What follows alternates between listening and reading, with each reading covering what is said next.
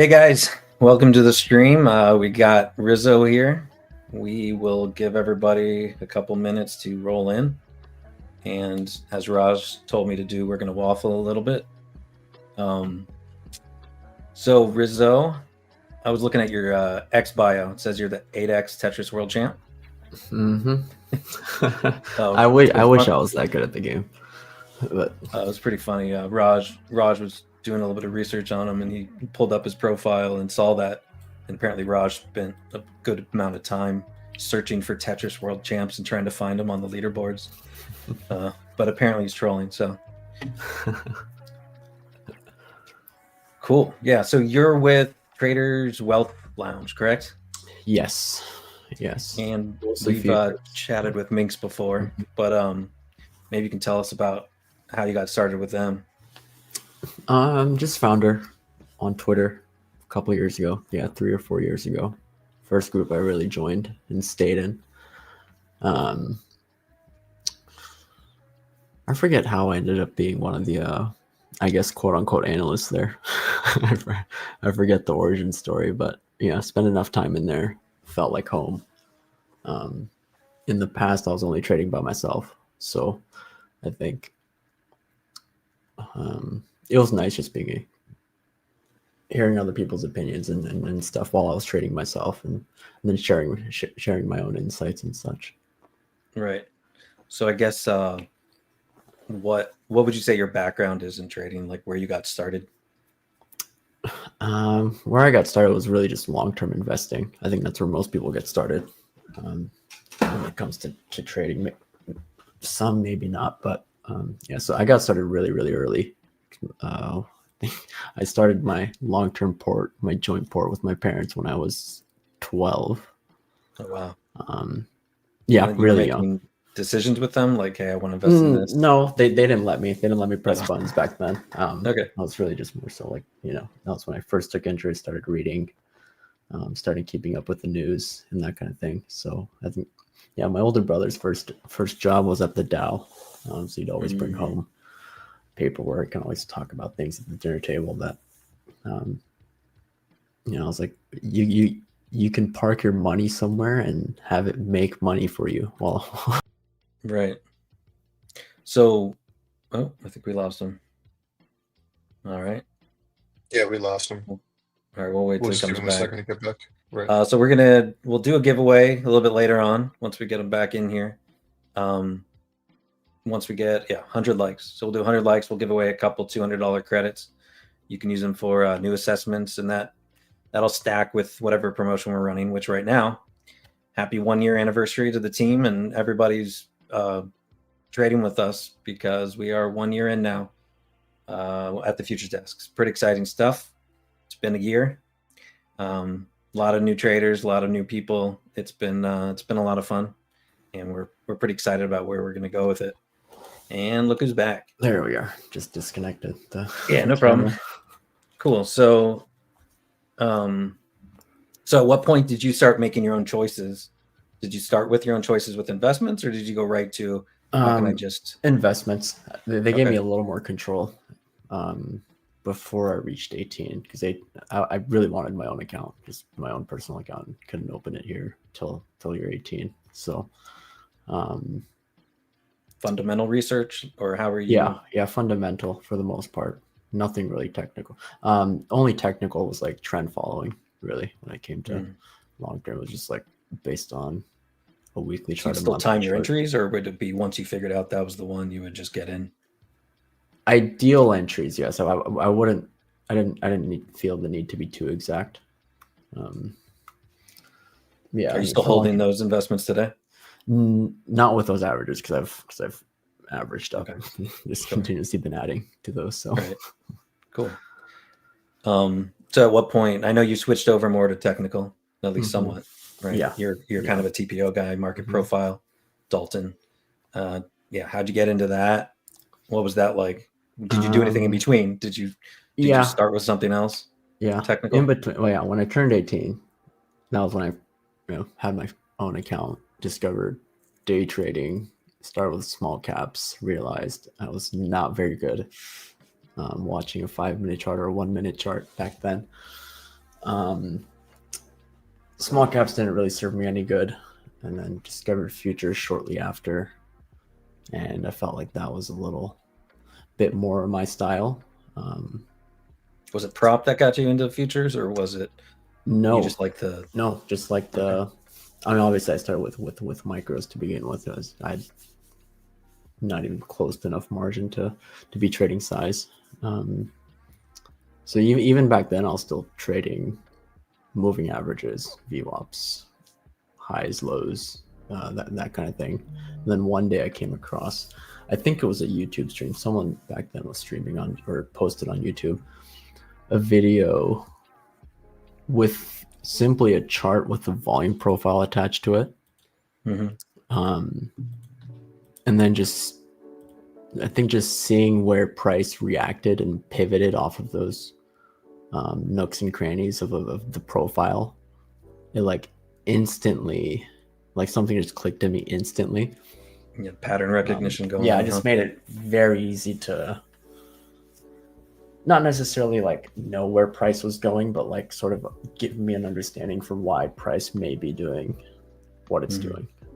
So then that was when I went in deeper and found Dalton's the, I guess we could say, inventor of the market profile and volume profile. Cool. So do you generally trade, or do you trade an array of markets? Do you stick to one or two markets, or how does that look for you?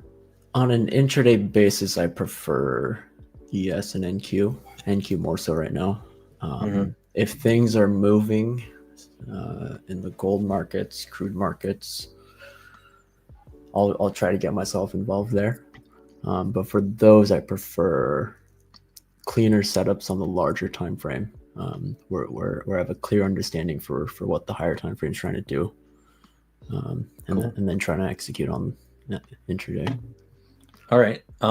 So just looking at this, just for people who haven't seen it, because I know a lot of people might be new to TPO and somewhat volume profile.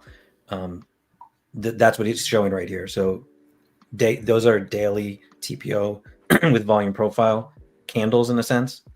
The TPO, when he breaks it up and you can see multiple columns, that's showing each 30-minute slice of the looks like RTH. Yeah. So lowercase letters here are the overnight session, the ETH, and I only have the most recent ETH up, and then the uppercase letters A to M are your RTH profiles, your New York session. It's funny. I don't know if there's any relation here, but it's connecting. Like you said, you're a Tetris champion, and the way I always think of TPO, and it's how I explain it to people, is TPO is sort of like 30-minute candles if you use Tetris. And you take the 30-minute candles and collapse them to the left instead of like Tetris going down. Hopefully you guys all understand Tetris, and I'm not, but that's what you're seeing here. So you can basically look at TPO as 30-minute candles just compressed in a way where you can see each slice of price and how much time was spent there during that period of time. 30-minute segment, usually 30 minutes. TPO doesn't necessarily bound you to 30 minutes, but it's how everyone does it. I've played with shorter time frame TPOs to try it, but like 30 minutes is the sweet spot. Yeah, it was kind of fun. I was like, I wonder if I could just, if I can apply the same pattern for finding value and seeing. You probably can. I think it would just give you a more broken down version of it, a more maybe detailed version. Yeah, it's simply just time at price. Yeah. So this is for a lot of people that are used to doing time-based work, which most people are doing 5, 10, 15-minute candles, 30-minute candles. This is a fantastic way using TPO, and most platforms support this, to get an aggregate of where is time being spent, where normally people are kind of like eyeing it and looking for pivot points and trying to say, oh, I see like price was here and it keeps hitting this high and it's not working there. This summarizes it for you. So I highly suggest after this, if you haven't looked into it before, give TPO a try, because it might be the right lens for you to get rid of some of that noise that 30-minute candles alone give you.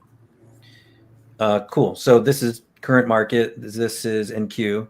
So Yeah. do you want to go over maybe how you'd analyze this chart going into the day?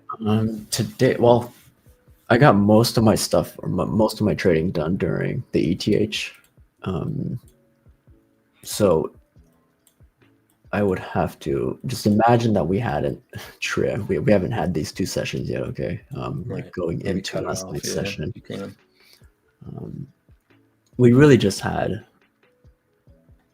value overlapping. What I mean by that is really you just spent most of your time trading, at least yesterday, within the prior day's range, which was Monday.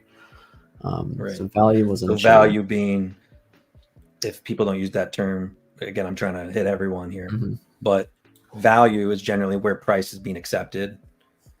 When time is spent there, when buyers or sellers are kind of holding an area of price, that can generally, there's other ways to word it, but that's what we're looking at here is, okay, price is comfortable here, and generally traders like this are going to look at the edges and look for fading for mean reversion or for breakouts going from areas of value to areas of value. So I'll let you continue. Exactly. Yeah, exactly. So, when you're looking at time spent at price, which is the TPO or volume spent at price, these are split by session here, but the lovely thing you can do is merge profiles together. So he just took 3 days and merged all the 30-minute candles into 2 days worth of 30-minute candles and flattened it like Tetris. And this gives you a really good summary of where time was most spent in 30-minute segments. Yeah, right. You can also look at a 30-minute chart and then sort of find the same thing and see the same thing, but I find it a lot better just being able to collapse them and sort of merge them all together. Yeah, the funny thing is TPO is showing the same level of detail of 30-minute candles. It's just arranging it differently. Yeah, exactly. So, when we've established value in a range, or when we've established acceptance somewhere, what I expect the next session is trading within value until otherwise. So I use the phrase sideways until otherwise a lot. That's where I think a lot of I think fundamentally that's the idea I trade up against, sideways until otherwise. And obviously, like when that otherwise happens, when we trade away from value, you probably don't want to be fading it, right? So he's identified value just like that, and I guess some people call that an inside day. So yeah, if the day continues to open up where we've been trading, and like he's saying, the simple way to say it is you're going sideways. Yeah, this is identifying that. So I'm gonna move some of my drawings around that I had going into the day, like just eyeballing it. Right. These last 2 sessions, this is where you spent most of your time plus volume trading. How much weight do you put on, like right here, we have a sort of identical pattern of volume with time. Sometimes that diverges. Usually one might have, usually there's a leader there. So and it's typically the TPO will start going before volume starts building into that zone. And that volume building generally starts to suggest acceptance at higher prices or lower prices. How much weight do you put on that? How do you interpret value moving by volume as opposed to value moving by price? That's the hard part, right? Because you have to watch it in real time. We're doing this in hindsight, right? So we can see the tails form as, and then obviously if it fails, it forms the tail, it forms a little bit of excess and then trades back. In real time, it's hard. It's a lot harder because you have to go down into a micro level and say go into, something like this that lets you see more, a little clearer. Okay, but you always start your day with the top-down approach from this chart. Always top down. Okay, and then you build your levels out. You build out your zones. Yes, I'm mostly a levels trader. Like I'd rather not wait for confirmation. Okay. I find it, at least for me, I'm okay with taking a lower win rate on lower risk as opposed to, let's say, trying to wait for that little bit of confirmation, maybe being 10, 15, 20 points late to a trade, putting my stop at the low and then having that trade not work out. I'm okay with just being limit long somewhere. As let's say price trades back into something or up to something, and then trying to execute right up against the level as opposed to. So here's a good example. I think so. Yesterday we had an inside day. Where's my 5 minute? Right. So here was your inside day high. I quite literally put my bids overnight at the inside day high. Oh, nice. And stayed away the rest of the night. And really didn't manage until I saw some targets being so hit. That inside that bid that you're just pointing to, can you reference it on this chart?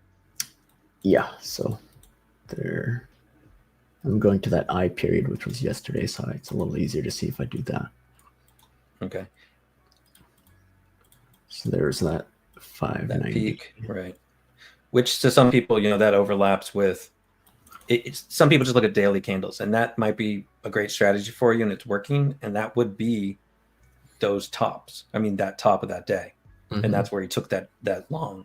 But he's adding context with this TPO chart, so he can see that not only was it a top, it was multiple days of sideways value building, overlapping, and then that day was breaking out of that value. So it gives him more context to know that this could be a good low when it comes back to retest it, more than just being a daily candle.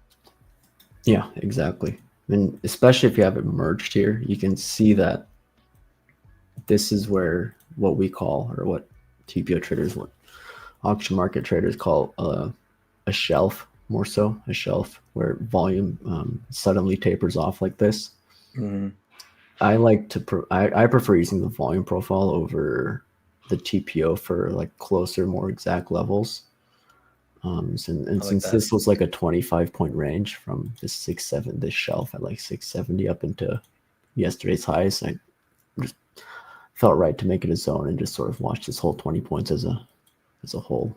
Can you hop back to your execution chart? Yeah. So that low, in hindsight, looks amazing. Obviously, that was a great trade. What made you get in at that exact point? Other than, did you have a limit order sitting there and you're like, I'm taking just a limit order. Yeah. Okay. So how would you have managed your trade if it flushed through that limit order? Where was your something risk? Like this, I am risking, if it's just a level, I'm usually risking 20 points, 25 points on NQ. It's just a static amount that I do. Since I had it as a zone, I was willing to be bid down into the 680s. So I was relatively light on this because I was going to be scaling in a little bit lower if needed, and then risk like 650 as a whole. So I try to manage it that way. Like if I'm scaling into a bigger zone, I'll keep it light, risk a little more points. If I have one level that I'm watching specifically, I'll scale all of them in there. And risk a static 20 to 30 points from there. How do you split up you don't have to say like necessarily how much size you have, but you have like 3 parts or 2 chunks? Like how do you scale out? Because I can see you had a runner there. You took your first exit and then you took a second exit. So it's completely discretionary. Generally, I like to take at least half off. It also depends on the play too. Like if I'm, for example, on a breakout, I'm a little more aggressive in taking size off early. So I took 2/3 of the position off here and then stopped out the other third down here. But let's say if we were rotating from like the lower end of let's say a range to the upper end, I have a clear target as to if we are to, let's say, fail a breakdown away from value. I have a much easier time saying, okay, we're gonna ideally see a rotation back up to the upper end. Yeah. How much until otherwise? And so everyone can understand that orange line that's there, that horizontal line, that's the point of control. So that's where most time and volume was, in this case, both, was spent in the entire day. That segment of price is often important for traders. They use it for a lot of mean reversion strategies, would you have taken off? Like, let's say you got into a long, like you're saying down there, and you're going across value. Would you exit? Would you start considering exit at point and control, or do you not use that? I think so. Most definitely some scales. I usually don't pay too much attention to the point of control unless it's significant, like unless it sticks out or juts out. Let me try to find a. It more so happens on like the composite profile. When I say composite, I just mean like a monthly or multi-month profile. So like a point of control up here, I think is more relevant as opposed to watching. So what are the volume profiles on the right then? The first one is the first one is a yearly. Okay, this one's yearly. This one's year to date. Oh, wow. Okay. This one goes back 2 years. Wow. 3 years. Right now, it's not necessary because we're trading at all-time highs, and there's just not enough data to the left of us. So I technically don't need it. It probably saves my computer. Do you think your understanding of investments as a starting point for yourself helps you stay on longer time frames and keep bigger pictures? Yeah. Oh, definitely. Yeah. And so for your first target up there, let's just bounce back and forth for a second. That target that you took out half on. Show that how you came up with that level. This one, it's a little harder to see on the profile here. Like if you're looking at this, like there's really nothing telling you that this is where sort of a pivot can occur. But this is when you have to go. This is what I was looking at. I'm going to go to a 30-minute chart only because I can go back a little further. Here's your volume profile. And I'm going to go up into before that high so we don't cheat and do any hindsight stuff. So if I'm looking at backtest, do you ever do replays or anything like that, or have you? No, not now. No? I've done it enough. Sure, but you did in the past. Yeah. So we are back testing here. So this is what the profile looked like prior to price getting up there. But what's more important to me than a TPO or a volume profile is the concept of auction market theory, telling us, we have an area of value. We have an area of value. We know that buyers and sellers are agreeing on price. So let's say in this orange box, we see most of the volume up here consolidated within these 3 points. There's one balance, right? So I'm thinking sideways within this until otherwise. If we are to fail moves outside of this, that's when you sort of do the mean reversion trade and then try to take it to the opposite end. And I know there's a lot of discretion with that, but when you say fail, what's your criteria on when you're accepting outside and when you're rejecting? I think it depends on the time frame you're talking about too.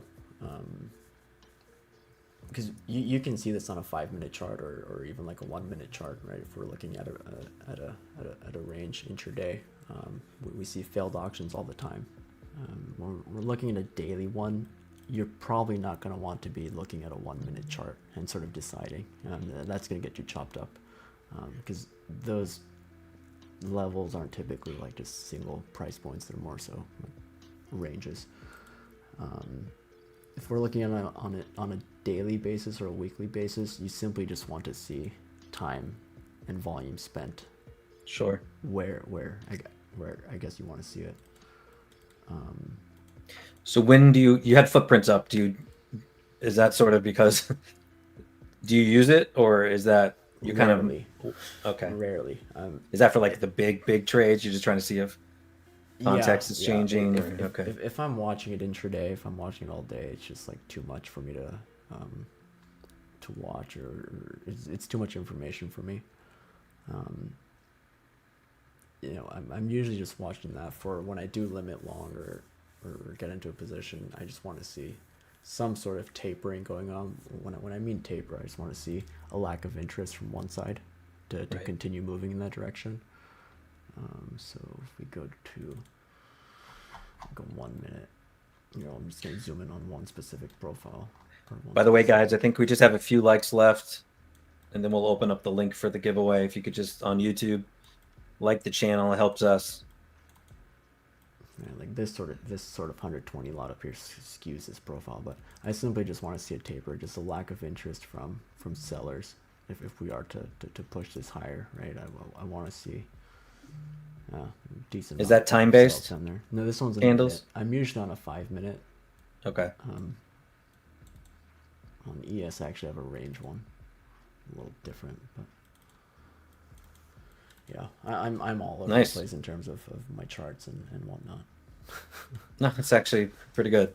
I like that you split everything up, but you have very specific use cases for each chart. Once you have your levels, how much time are you spending on this chart still?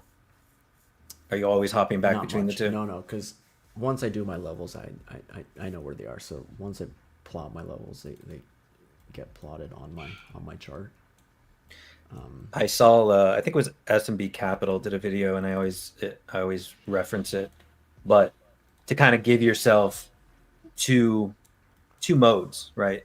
If you're overcomplicating your charts and you have too much on the screen all at once, you're gonna second guess how you analyzed it in the morning.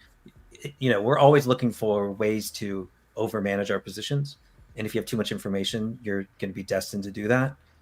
So start with analyst mode, pretend you're the analyst, do what he's doing here at the high level, and then when he goes to execute, now he's the trade executor on the desk, and that's what he's already doing naturally, and it's working for him. So I like seeing that. Good, that's pretty cool. Yeah, I think you brought up a good point of you have to plan.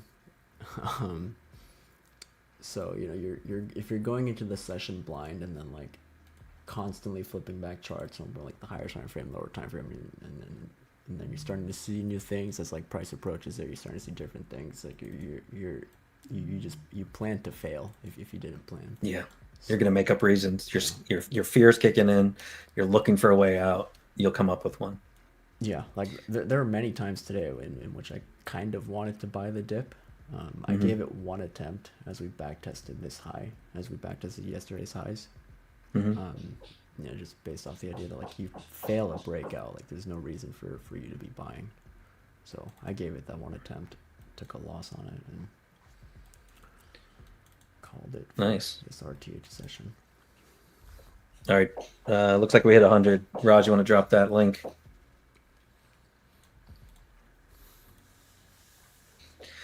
So yeah, you're over there with Minx. I know she is streaming this as well. So definitely, guys, I'm happy you guys are here.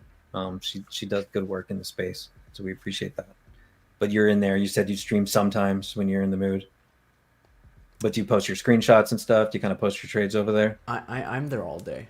I'm in okay. all day. I'm on the X stream occasionally whenever I feel like it. Right. Cool. So seems like you're doing well. How do you deal with scale, size? What are you doing there? Have you scaled recently, or do you pretty much found a comfort zone? I've found a comfort zone. I will say it's the people I've come across, especially when I'm teaching. You're working with, especially with prop firms, like a max of like $4,500 in drawdown, maybe 6,000 in drawdown. Yeah, we have 6. It's really tough to be trading a mini, a single mini, like $6,000. Like that's 300 points in the NQ. Like we saw that like 2 days ago, right? Like I think a lot of people. So there's a sense of fear, especially with newer traders. You're trying to find reasons. You're like, I'm really good at scalping. I can see the moves that are really small. And what you're really usually doing, again, there's plenty of edge with those really small scalps, and we still recommend base hits. But when you have that fear, you're going to find a path to get rid of that fear. And sometimes it's to kind of pump up yourself and be like, no, I'm just really good at scalping. When some of these moves that he's doing can be easier, they can feel better, but you have to size appropriately. So he can't take this on a 6K drawdown account with 1 or 2 minis on the NQ. No, it's got to be. That would be his whole couple balance. Micros. Right. Yeah, exactly. But he's not. He's still gonna have emotions that are happening here. But he's looking. You can tell how relaxed you are. You're super relaxed, dude. So like, you can get into these trades. You can give him a little space. You're not worried about a little spike, screwing you over and taking your whole account. And you can start building your balance like this. And this kind of trading on the NQ or any of the equity markets and futures, especially, you have so much liquidity. Like scaling this from, if you get the system working with a couple micros, it becomes on you. How much risk do you want to take? And you're not going to have to worry about the things that most prop traders tend to worry about, where they're like, oh, I'm doing great 10 days in a row, and then bam, they lost their account. It's like you're oversizing. You can't go for these kinds of moves. You're going to get lucky 1 in 100 times, and remember that and think that was the way I should be doing it. And realistically, you're just going to be blowing accounts all the time, and that probably resonates with a lot of you guys. So sizing down, looking for larger moves, the market gives them to you. So just keep your eyes open and watch what he's doing. Let's hop over to some questions. Again, Raj, I think, posted the link. Is that right? Just want to make sure he got it out there. Yeah, there it is. Yeah, the Gleam link. Just sign up there. And after we answer some questions, we'll spin the wheel, give away those credits. How to read current market based on this method. Well, that's what we sort of went over, but how would you say you've using this method? Has it changed at all in the last few months with news and Trump tweets? And no, not at all. Not at all. How much news do you pay attention to? I sort of treat it like volatility events. I don't look at it as directional events. So do you anticipate those? Do you size down? Not really. I mean, when your VIX is higher, you have to be careful. Lower size. Yeah, if you're trying to keep your dollar loss or dollar win the same amount, like you have to be less size with the VIX at 20, because your intraday ranges are 300, 400 points, as opposed to most recently we've seen like 150 to 200 point days. Sure. So do you your morning routine then involves looking at the VIX, or do you pay attention to the VIX throughout the day? Occasionally, yeah. Okay, just to check in. I think as traders, you kind of already have a feel for where VIX is most of the times, unless it's doing something irregular. But. Cool. All right, next question. Can I have your babies, Rizzo? I'll let you answer that one. I won't answer that for you. Absolutely not. We'll move on. You can have his screenshots. Do you track option flow? Options, no. Options flow, no. Yep. Do you only trade one instrument? We kind of went over that, but go ahead. Mostly NQ, sometimes ES, and very rarely gold and crude. Nice. Identifying value as the core with TPO. We can easily come to conclusions. I don't want to say easily. I say this a lot, but it gives you an idea for what price should do, and where price should go. Obviously, you don't want to be in the stock market and always, I guess, be anticipating. Well, we have to be anticipating. How should I? But not predicting, right? Then not predict. Yeah, like technically we are predicting. It's just right. Where, to me, it's a matter of where can I manage my risk. Right. That's why I like to get involved. It's always hard, like just trading in the middle. What I call like diddling in the middle. As long as I can manage the market's in value, yeah. Or it's not in value, right? Mm-hmm. There's areas of value where price meets, and then there's areas that are not, and that's what tells the narrative. I never really could get a good read on narrative before I started looking at value, and that helped me as well.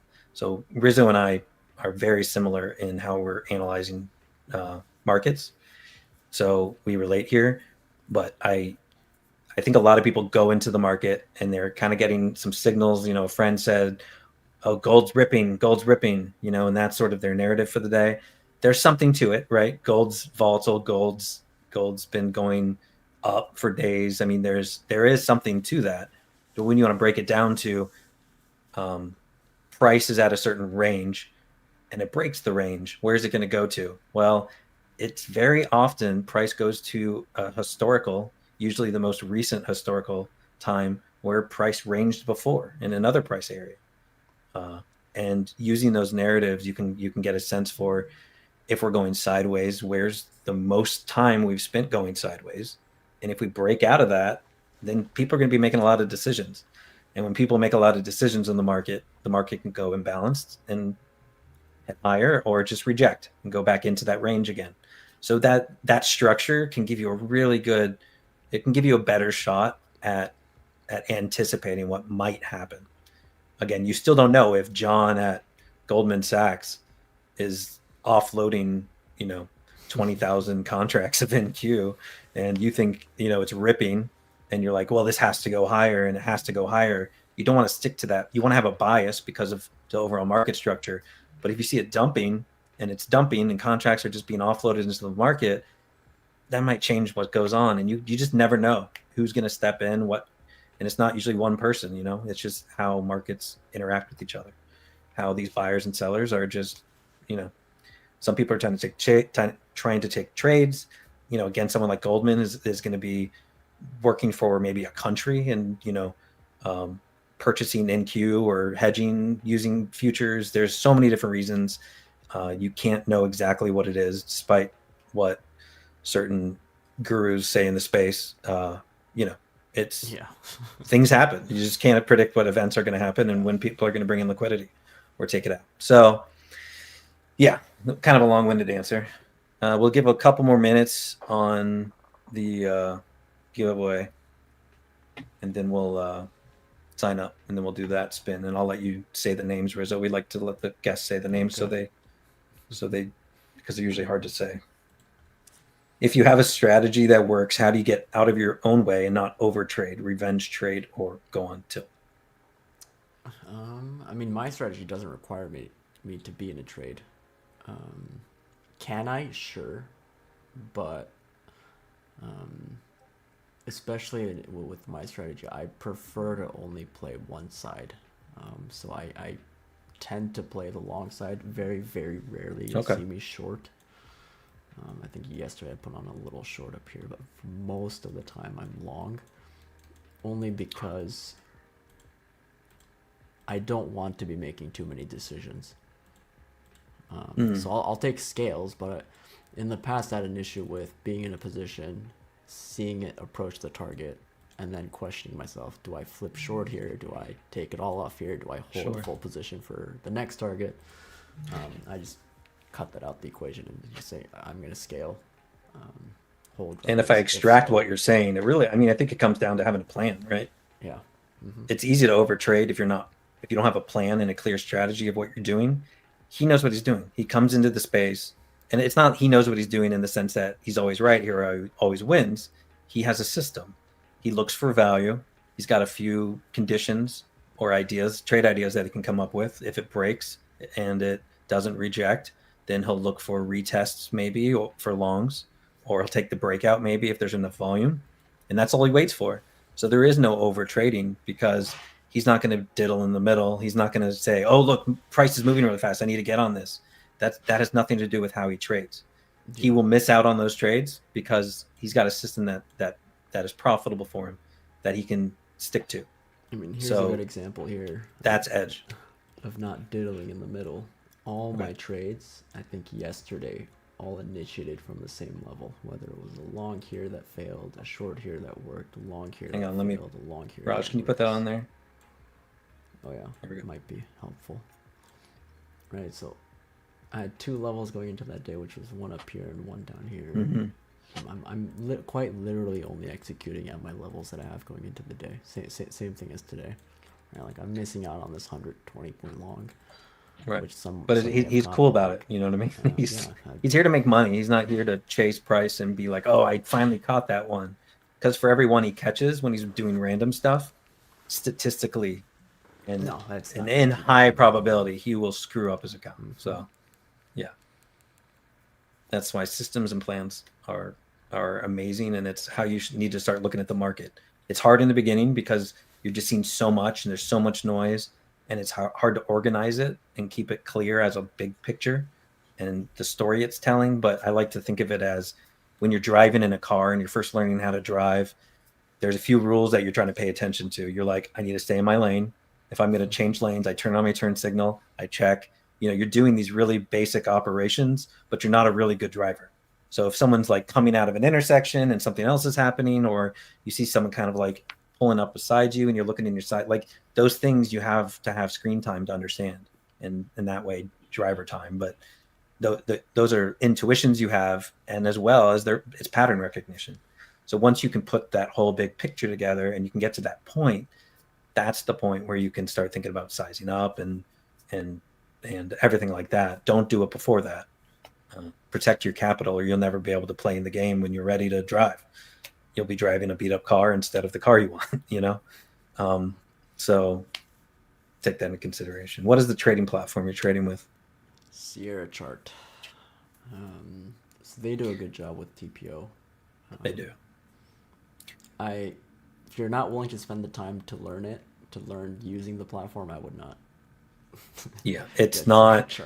It's one of the most difficult retail platforms to use, but it's also the closest to a professional platform in terms of flexibility and customization on every single value.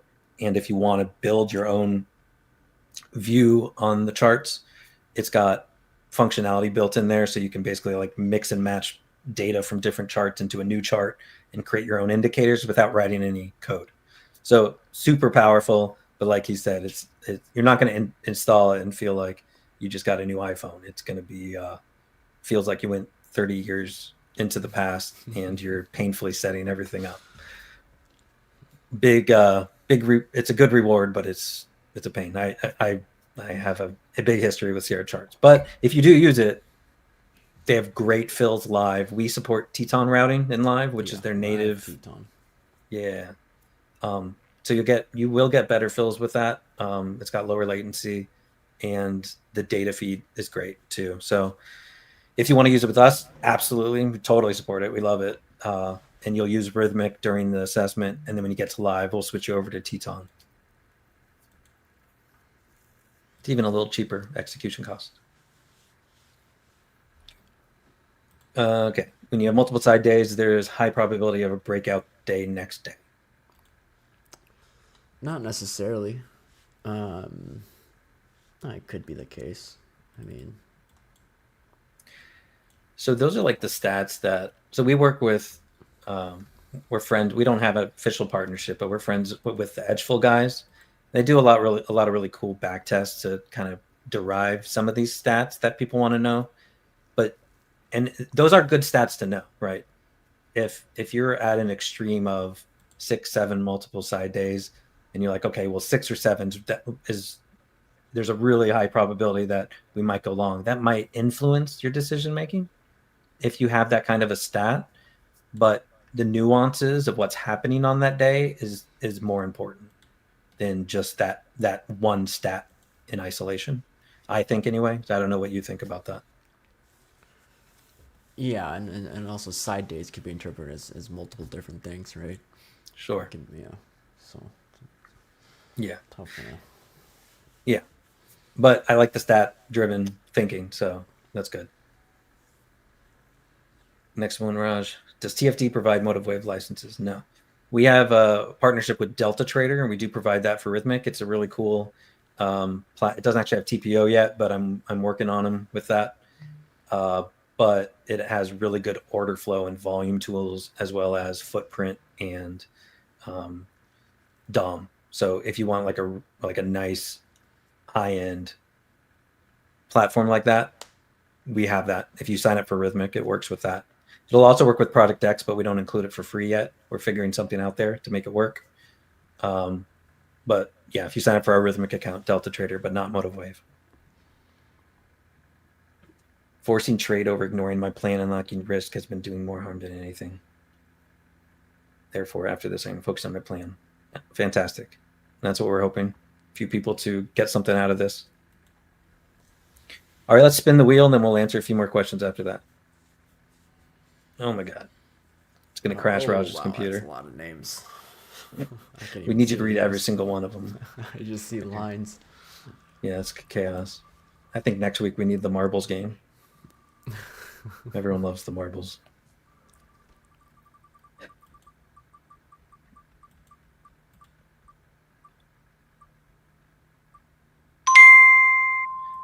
That was an easy one.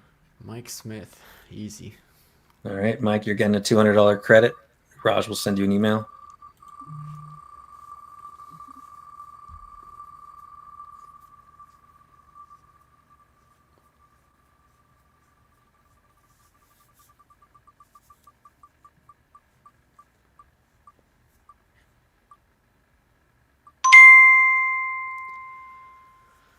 Hisham Ahmed.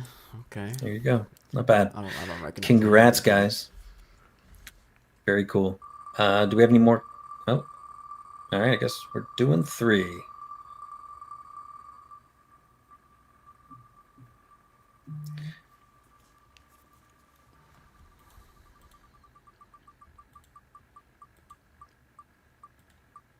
Tick, tick, tick.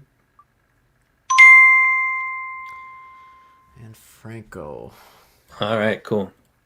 So yeah, you guys will get an email very shortly. And let's bounce back to some questions. How to use options expirations to trade around strikes?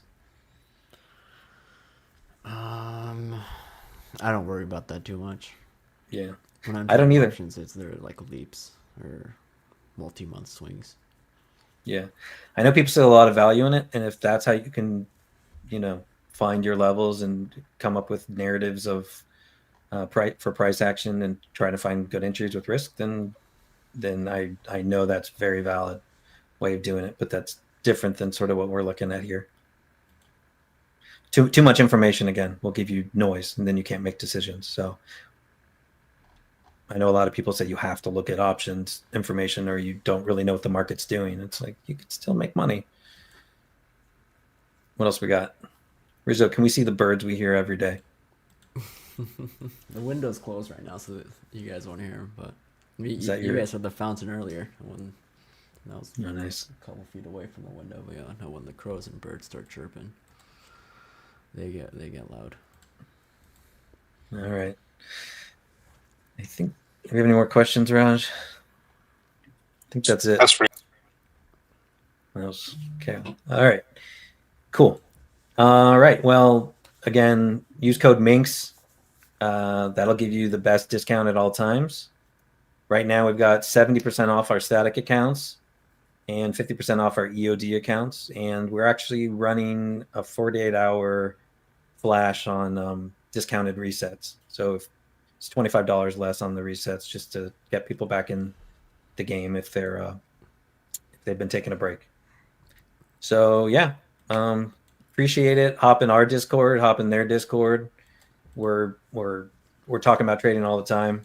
If you have questions about our system. Oh, one more thing. We do have a beta of TFD that's coming out pretty soon. It's a full revamp of how our dashboard works, how the workflows work. I did a great call with Minx a few weeks ago. Maybe she could plug that again for me. But we went through the system and what we're doing. We're trying to really give you one spot to be in while you work on your trading throughout the day, the entire process from starting to tracking your trades, your setups, monitoring your performance, full suite. So you don't have to go pay for like 50 different services. We already have a lot in our dashboard now, but the 2.0 version is pretty awesome. And I think you guys are going to be kind of blown away by it. There's really nothing even close to it in this space that ties it all together. And it's all for that same cause of getting traders to sit on some rails, get them into live, keep the account, make money together. And we are relentless at trying to make that happen. So come join us, and we'll catch you later. Thanks again, Rizzo. All right, it was a pleasure.